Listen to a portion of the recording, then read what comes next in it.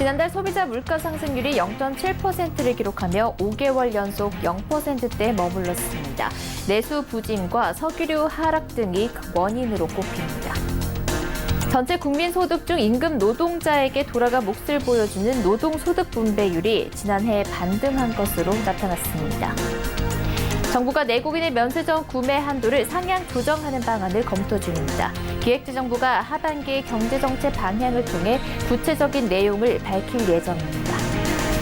올해 1분기 경제성장률이 지난 분기보다 0.4% 감소했습니다.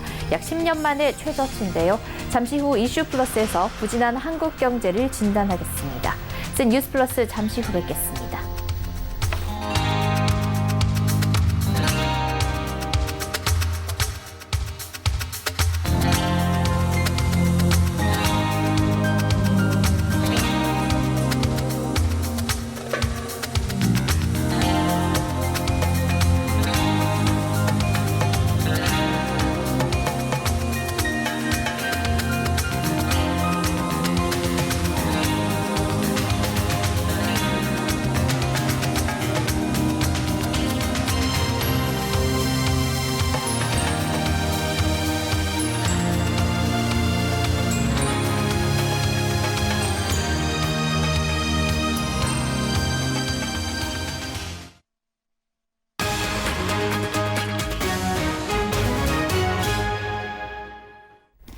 시청자 여러분 안녕하십니까? 뉴스 플러스 양한나입니다.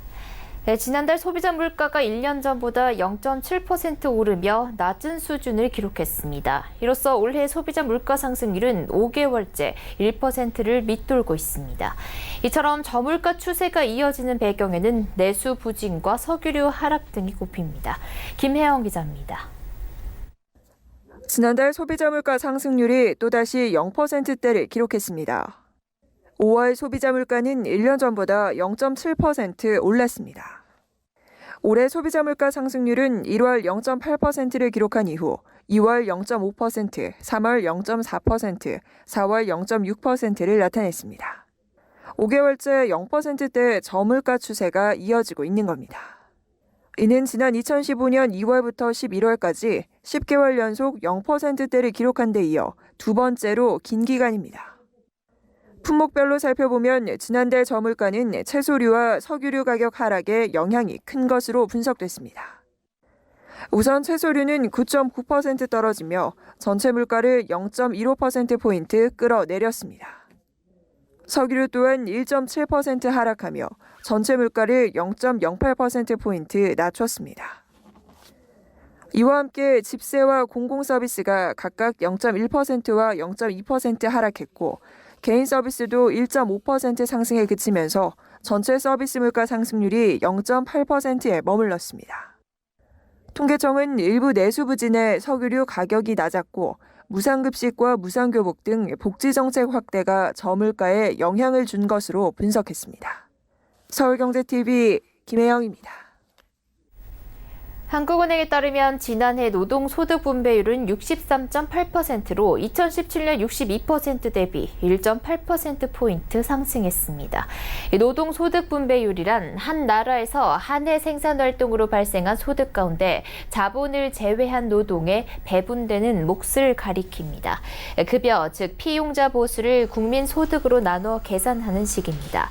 한은 관계자는 지난해 노동소득 분배율 상승에 대해 피용자 보수는 비교적 안정적인데 지난해 기업 실적이 나빠지다 보니 영업 잉여가 감소한 영향을 받았다고 말했습니다. 분자보다 분모 영향을 더 크게 받았다는 설명입니다. 한은 통계상 한국의 노동소득 분배율은 주요 선진국 대비 낮은 편입니다. 경제협력개발기구 OECD 자료에 따르면 2017년 주요국의 노동소득 분배율은 영국 67.3%, 일본 68.7% 등입니다. 기획재정부는 향후 내국인의 면세점 구매 한도를 3,600달러에서 상향 조정하는 방안을 검토 중이라며 이번 달 안에 하반기 경제정책 방향을 통해 발표할 예정이라고 밝혔습니다. 현재 내국인 1인당 구매 한도는 3,600달러로 시내 및 출국장 면세점에서 3,000달러, 입국장 면세점에서 600달러까지 구매 가능합니다. 내국인에 대한 면세점 구매 한도는 해외 제품에 대한 과도한 소비 제한을 위해 1979년 500달러로 도입됐으며 세 차례 상향 조정을 거쳐 2006년 3,000달러가 됐습니다. 해외여행자의 면세 한도도 600달러에서 추가 상향을 검토합니다. 기재부는 추가적 한도 상향에 대해 향후 입국자 면세점 시범 운영 추이 등을 봐가며 검토할 예정이라고 말했습니다. 정부는 면세 한도를 2014년 9월 400달러에서 600달러로 상향 조정한 바 있습니다.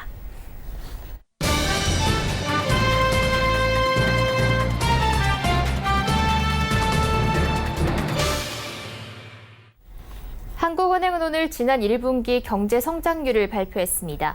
한은이 집계한 지난 1분기 경제 성장률은 전분기 대비 0.4% 하락한 수준입니다. 이는 지난 4월 29일 발표된 수치보다 0.1%포인트 더 낮아진 결과란 점에서 시장에 관심이 쏠리고 있는데요. 특히 바로 전날인 어제 한국경제연구원이 KDI와 금융연구원, OECD에 이어 올해 한국경제 성장률 조정치를 하향 조정했다는 점까지 상기되면서 한국경제 악화가 심화되는 것이 아니냐는 우려가 커지고 있습니다. 지난 1분기에 한국 경제 부진했던 이유는 무엇인지, 향후 앞으로 반등이 가능할지 하이투자증권의 투자전략팀 박상현 전문위원님과 이야기 나눠보겠습니다. 안녕하세요. 예, 안녕하세요. 네, 위원님, 지난 1분기 경제 성장률이 당초 발표된 수치보다도 0.4% 하락한 것으로 다시 발표가 됐는데요. 경제 지표가 계속해서 이렇게 부정적으로 나오고 있는데 앞으로 경제 상황이 이렇게 계속 하향세를 탈 것으로 전망하십니까? 예, 일단 뭐 결론적으로 말씀드리면 하반기에도 경기 둔화세가 사실은 지속이 될 가능성이 사실 커지고 있다고 보겠습니다. 1분기 성장률도 당초 예상보다 상당히 좀 부진하게 나왔고요.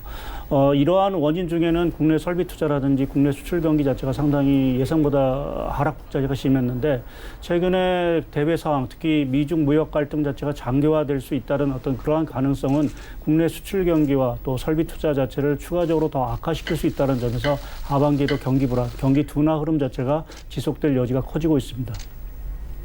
네, 발표된 자료를 또 보면요. 특히나 이 건설 설비 투자 부문 역성장이 눈에 띄는데요. 왜 유독 이 분야의 하락세가 도드라질까요?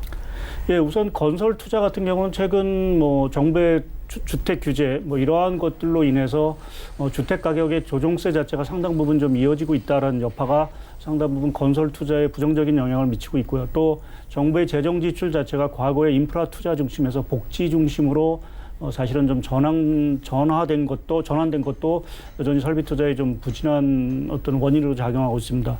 설비 투자의 같은 경우 가장 큰 원인 자체는 국내 경기를 그동안 좌우했던 반도체 투자 자체가 상당 부분 위축됐다는 것이 전반적으로 설비 투자의 급감으로 이어지고 있는 그러한 상황들입니다. 네. 그리고 산업별로 보면요. 제조업의 둔화폭이 가장 컸는데요. 특히 어떤 분야가 이 제조업황의 부진을 야기했을까요? 예, 제조업 업종별로 보게 되면 사실은 한두 개 업종을 제외하고 대부분의 업종 자체가 상당히 부진하다고 얘기 드릴 수 있을 것 같습니다. 특히 그동안 국내 수출 경기라든지 또 설비 투자 자체를 이끌었던 반도체 업종 자체가 반도체 가격 하락, 또 대중 수출 자체의 부진 이런 것들로 인해서 상당 부분 투자 자체가 지연된 것들 자체가 국내 제조업, 특히 반도체 업황 자체의 부진을 좀 심화시키고 있는 부분들이고요. 또 이 밖에도 자동차라든지 또 조선, 또 석유 업종 이러한 것들이 대외 불확실성 확대로 인해서 업황 자체가 전반적으로 부진한 이러한 모습을 좀 보이고 있습니다. 그래서 제조업 어떠한 업황이 나쁘다 이렇게 얘기 드리기가 조금 어렵고 전반적인 업황 자체가 부진하다라고 좀 말씀드릴 수 있을 것 같습니다. 네, 이렇게 우리 성장률 전망치가 하향이 되면서 이게 소비 심리 위축으로 또 이어지지 않을까 우려도 나오는데요. 이 소비 심리를 좀 반등시키기 위해서 어떤 조치들이 필요할까요? 예, 뭐 최근에 거론되고 있는 경기 부양책과 관련돼서 이제 한은의 금리 인하 얘기가 사실은 계속 나오고 있는 상황들이고요. 정부 역시 소비 심리라든지 또 기업의 투자 활성화를 위해서 추경을 사실 좀 편성을 하고 있고 또 재정 정책을 사실은 좀 강화하고 있는 그러한 상황들입니다. 근데 당초 기대와는 달리 지금 추경이라든지 정부 재정 정책 자체가 최근에 아시다시피 국내 정치 불안실성으로 인해서 상당 부분 좀 지연이 되고 있고요. 그것이 국내 소비 심리에는 상당 부분 좀 악영향을 미치고 있는 것 같습니다. 다소는 조금 좀 조기에 이러한 재정 자금이 집행되고 또 추경도 사실은 좀 빠른 시일 내에 통과되어야 국내 소비 심리 자체가 좀 살아나지 않을까라는 쪽에 좀 생각을 하고 있습니다. 네, 우리 경제 전망 하이투자증권의 박상현 전문위원님과 진단해봤습니다. 감사합니다. 네, 감사합니다.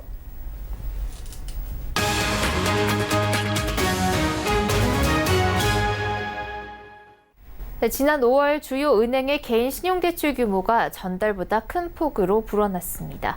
신한과 국민, 우리하나, 농협은행 등 5대 은행에 따르면 이들 은행의 개인 신용대출 잔액은 5월 말 기준 약 101조 9천억 원으로 전달보다 1조 1천억 원가량 증가했습니다. 은행 개인 신용대출은 올해 3월 전달보다 약 5천억 원 감소했고 4월 4천억 원 증가하는 데 그쳤으나 지난달 증가폭이 다시 1조 원대로 커진 겁니다. 신용대출이 큰 폭으로 증가한 데는 다른 달보다 지출이 많은 가정에 달해 마이너스 통장 등 대출을 많이 끌어쓴 영향으로 보입니다. 한편 5대 은행의 5월 말 기준 가계대출 잔액 약 583조 5천억 원으로 전달과 비교해 4조 원 가까이 늘었습니다. 오는 7월부터 병원과 한방병원의 2인실과 3인실 입원에도 건강보험이 적용됩니다. 보건복지부는 병원과 한방병원의 2, 3인실 입원료의 본인 부담률을 2인실 40%, 3인실 30%로 정하는 내용의 국민건강보험법 시행령 일부 개정령안이 국무회의를 통과했다고 밝혔습니다. 개정안에 따르면 오는 7월부터 병원과 한방병원의 2, 3인실에 입원하면 환자 부담이 2인실은 기존 평균 7만 원에서 2만 8천 원으로, 3인실은 4만 7천 원에서 1만 8천 원으로 3분의 1 수준으로 줄어듭니다. 새로 건강보험이 적용되는 병실은 1만 7천여 병상으로 연간 38만 명의 환자들이 입원료 부담을 덜 것으로 추산됩니다. 다만 입원자가 2, 3인실로 쏠리거나 불필요한 입원이 증가하는 것을 막기 위해 2, 3인실 입원료는 본인 부담률을 경감해주는 산정특례 등 대상에서는 제외됐습니다. 미국에서는 매출 채권 발생과 회수, 지급결제 신용도 등을 지수화해 기업 상거래 신용지수, 이른바 페이덱스를 신용평가에 활용하고 있습니다. 해당 기업의 자금 흐름이나 고객 정보 자체가 기업 경쟁력 판단 지표로 활용되기 때문에 창업한 지 얼마 되지 않은 스타트업의 미래 성장성 파악에도 활용될 수 있습니다. 이에 신용보증기금이 최근 이 같은 기업 원천 데이터를 민간에 개방하는 등 데이터 뱅크로서의 역할을 강화하고 있습니다. 또 혁신 아이콘 기업에 70억 원의 성장 자금을 지원하는 등 유니콘 기업 육성에도 적극 나섰습니다. 고현정 기자입니다. 신용보증기금이 거래처 현황이나 공장 가동률 등 기업 원천 데이터를 민간에 개방하는 데이터 뱅크로 나아가겠다고 밝혔습니다. 신용보증기금이 보유한 원천 데이터로 데이터뱅크를 구축하고 핀테크 기업 등 민간에 적극 개방하여 민간 CB사, 은행 기업 등과 역할 분담을 통해 잘 활용한다면 새로운 시장을 창출할 수 있을 것으로 생각합니다. 즉 기업의 거래처 현황과 노동자의 기술 숙련도, 경영인의 경영 철학 등 신보만 알 수 있었던 기업 정보가 은행이나 CB사가 가진 기존 신용평가 정보와 결합되면 미국의 페이덱스와 같은 기업 간 상거래 신용지수가 한국에도 마련될 수 있다는 구상입니다. 윤대희 신보이사장은 오늘 취임 1주년 기자간담회에서 이같이 밝히고 비대면 보증 등 온라인 서비스가 강화된 디지털 기반 데이터 플랫폼도 오는 2021년까지 완성하겠다고 말했습니다. 아울러 연내 10개 내외의 혁신 아이콘 기업을 선정해 최대 70억 원의 성장 자금을 공급하는 등 최소 3년, 최장 8년간 다양한 맞춤형 서비스를 제공하겠다고 밝혔습니다. 신용보증기금의 혁신 아이콘 기업이 유니콘 기업으로 성장할 수 있도록 적극적으로 지원하겠습니다. 또 올해 12월까지 기업의 성장 잠재력 등이 반영된 신미래 성장성 평가 시스템을 구축하고 매출 채권보험의 대출 한도 확대, 가입 자격 완화를 통해 혁신 기업에 대한 지원을 강화한다는 방침입니다. 한편 신보는 지난 1월 기업의 도전과 성장에 힘이 되는 동반자라는 새 비전을 선포하고 플랫폼 금융부를 신설하는 등 혁신 생태계 조성 기관의 역할을 강화하고 있습니다. 서울경제TV 고현정입니다. 성장하는 친환경 자동차 시장에서 기회를 포착해 전기차 생산에 뛰어드는 중소기업이 늘고 있습니다. 이런 흐름에 맞춰 중소벤처기업진흥공단이 중소벤처기업 중심의 전기차 산업 생태계 만들기에 나섰습니다. 이하라 기자입니다. 정부가 추진하는 6대 신사업 중 하나인 전기차 분야. 한국자동차전문정비사업조합연합회와 한국전기차산업협회는 미래 신성장 분야인 전기차 산업을 중소벤처기업 중심으로 육성하는 데 힘을 모으기로 했습니다. 중소벤처기업진흥공단이 오작교 역할을 한 결과입니다. 세계적인 기술력을 가지고 있는 에디슨 스타트업 기업도 있기 때문에 이런 협회를 좀 활성화시키고 또 전기차, 자율차를 보급을 확산하면 참여기관들은 이번 협약식을 계기로 전기차 판매부터 AS망 구축, 개발 정비 전문 인력 양성 등에 적극 나서기로 했습니다. 전기차가 보급이 되면 그만큼 정비 시장은 일거리가 줄어듭니다. 그렇기 때문에 당장 우리 정비업계에 필요한 거는 기술 습득의 문제거든요. 그래서 신산업 등장으로 인해 생기는 고용 문제도 함께 협의해 나가기로 했습니다. 그래서 오늘 참여한 에디슨 모터스는 이제 버스를 만드는 회사고, 대창 모터스는 초소형 전기차를 만드는 회사가 되겠습니다. 그래서 기존 승용차 부분에 이제 도전도 하겠지만은 버스나 초소형 전기차 부분에서 저희 협회 회원사들이 괄목할 만하게 성장하고 있고.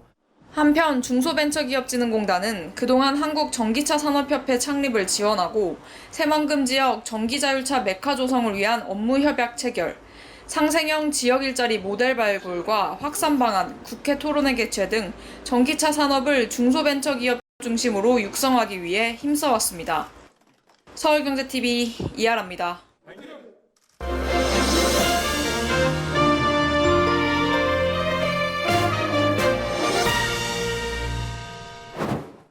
제품을 보다 작게, 보다 편리하게, 보다 똑똑하게 만드는 것은 많은 기업들이 가지고 있는 목표이자 과제인데요. 이는 의료 진단기기 분야에서도 예외가 아닙니다. 오늘 IR+에서는 혈당 측정기의 크기를 획기적으로 줄이고 세계 최초로 스마트폰과 연동해 사용할 수 있는 기기를 개발한 기업이 있어 찾아가 봤습니다. 의료 진단기기 개발 기업 필로시스입니다.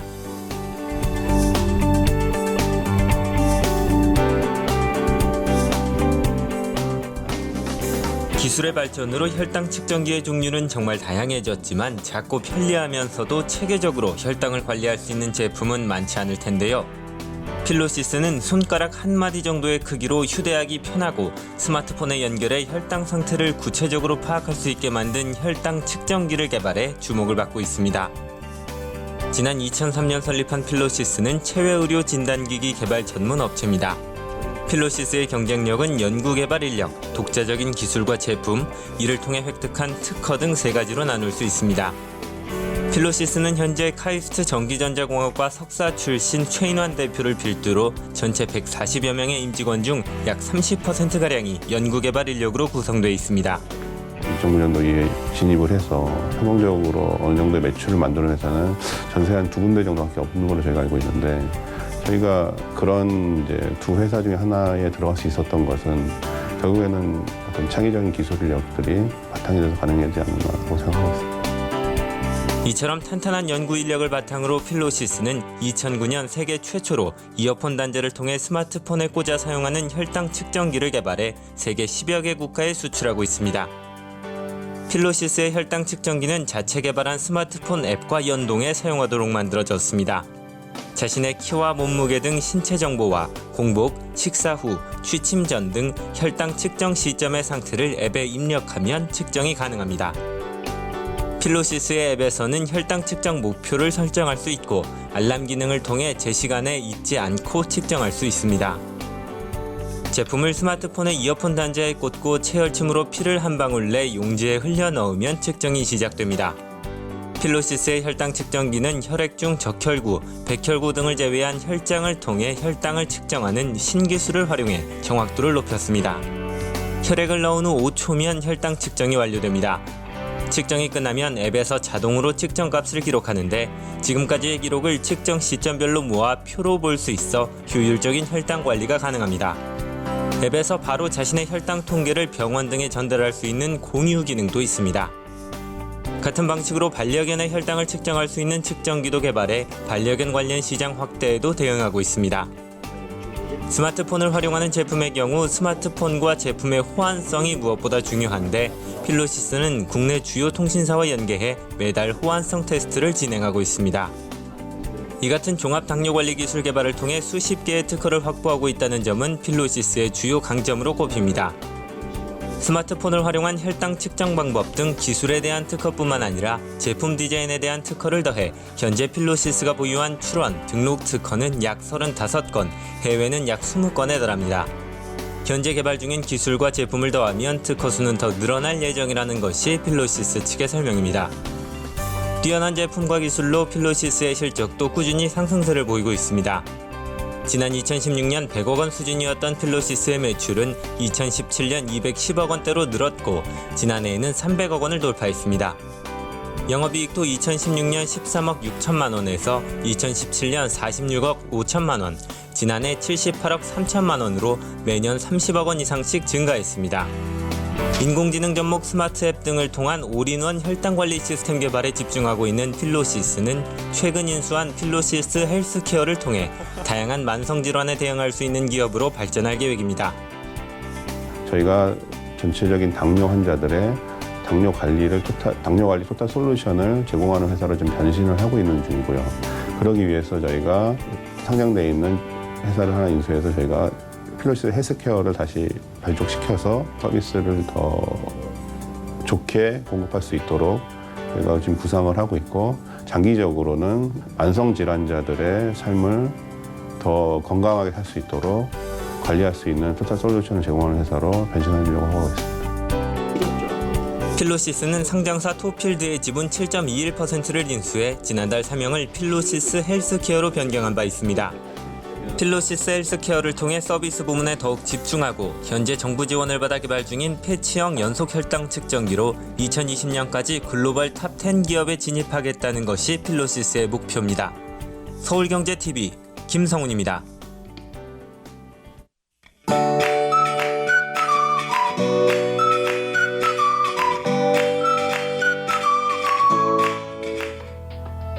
안녕하세요. K웨더 라이프스타일 예보 발굴합니다. 내일도 30도 안팎의 더위가 이어집니다. 이렇게 열기가 계속해 쌓여가면서 폭염특보는 확대 강화된 상태인데요. 현재 영남 많은 지역과 광주, 전남 지역으로 폭염주의보가 발효 중인 상태입니다. 빨라진 더위에 보건과 농업, 축산업과 산업 등의 피해가 우려되니까요. 예방에 만전을 기하셔야겠습니다. 대기질은 보통 수준으로 양호하겠습니다. 다만 오전 중 경상도를 중심으로 먼지 농도가 높게 오를 수 있어 주의하셔야겠습니다. 한편 맑은 하늘에 뜨거운 햇볕이 종일 내리쬐면서 자외선 지수가 매우 나쁜 단계까지 오르겠고요. 오존의 농도도 짙을 것으로 보입니다. 한낮 야외 활동은 최대한 자제해 주셔야겠습니다. 내일은 남해상에 위치한 고기압의 영향을 받겠습니다. 다음은 자세한 지역별 날씨입니다. 중부지방 대체로 맑은 가운데 낮 동안 30도 안팎까지 올라 덥겠는데요. 다만 그만큼 일교차가 크다는 점 유의하셔야겠습니다. 동해안 강원 영동으로 건조특보가 이어지는 등 대기가 무척 건조한 상태입니다. 불씨 관리를 잘 해주셔야겠습니다. 남부지방 대체로 맑은 하늘이 보이겠고 폭염이 계속되겠습니다. 한낮에 광주와 전주 31도, 대구 34도까지 치솟겠습니다. 바다의 물결은 대체로 잔잔하게 일겠습니다. 다만 모레까지 전해상으로 안개가 짙게 낄 것으로 보여서 선박 운행을 하시는 분들은 안전에 신경을 쓰셔야겠습니다. 목요일에는 전라도와 경남, 제주도에 비가 시작돼 금요일에는 전국으로 확대되겠고요. 비가 오면서 때이른 더위는 주춤할 것으로 예상됩니다. 날씨였습니다. 뉴스 플러스 여기까지입니다. 시청해주신 여러분 고맙습니다.